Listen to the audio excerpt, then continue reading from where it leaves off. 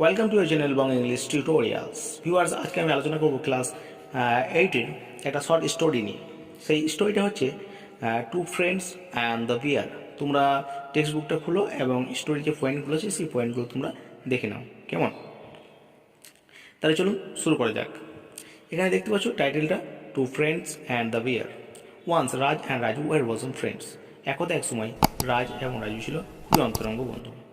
On holiday they went into forest.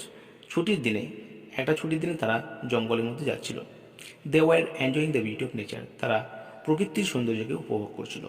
Suddenly, হঠাৎ করে, they saw a bear coming at them. তারা হঠাৎ করে দেখলো একটা ভালুককে তার দিকে আসতে। They were frightened. তারা ভয় খেয়ে গেল। এবার তোমরা দেখো, প্যারাটা চেঞ্জ করে লিখবে রাজু। এক মিনিট একটু অ্যাডজাস্ট করে নিই। আশা করি তোমরা সবাই দেখতে পাচ্ছ। ও, সাইডগুলো কেটে যাচ্ছে না, ওয়েট, একটু অ্যাডজাস্ট করে নিই এগুলো। এবার আশা করি সব দেখতে পাচ্ছ clear. Raju who knew climbing trees ran up to a tree. Raju যে গাছে যাওয়া জানতো, সে তাড়াতাড়ি করে একটা গাছের কাছে গেল and climbed up quickly without thinking of Raj. রাজের কথা না ভেবে সে কিন্তু কী করলো, তাড়াতাড়ি করে গাছে চেপে পড়লো। Raj did not know climbing tree. Raj জানতো না কীভাবে গাছে চাপতে হয়। Raj had heard animals do not prefer dead bodies. Raju শুধু জানতো বা শুনেছিল যে পশুরা নাকি মৃত ও দেহ পছন্দ করে না বা খায় না। সো তাই he felt let down the ground and held his breath. তাই রাজু কী করলো না, টান হয়ে, মানে মরার মতো ভান করে শুয়ে পড়লো। ঠিক আছে, মেঝের ওপর শুয়ে পড়লো অ্যান্ড হেল্ড হিজ ব্রেথ, মানে শ্বাসরুদ্ধ অবস্থায় শুয়ে পড়লো, মানে শ্বাসটাকে বন্ধ করে রাখলো। The bear sniffed him. ভালুকটি তাকে ভালো করে শুকলো and went away thinking dead, এবং তাকে মৃত ভেবে সেখান থেকে চলে গেল।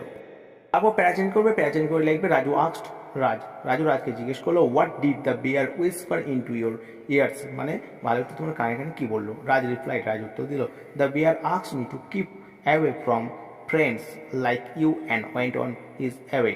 বললো যে বিয়ারটা তাকে বলেছে সেই সমস্ত বন্ধুদের থেকে দূরে থাকতে, মানে তার মতো বন্ধুদের থেকে দূরে থাকতে, এবং ওয়েন্ট অন হিজ অ্যাওয়ে, এবং নিজের পথে চলে যেতে। মানে বলতে চাইছি এখানে যে ভালুকটা বললো যে সমস্ত বন্ধুরা স্বার্থপর হবে, ঠিক আছে, ওর মতো যেমন রাজের কথা ভাবলো না, ঠিক সেরকম বন্ধুদের থেকে সবসময় দূরে থাকতে হবে, এটা আর কি ভালুকটা তাকে বলেছে।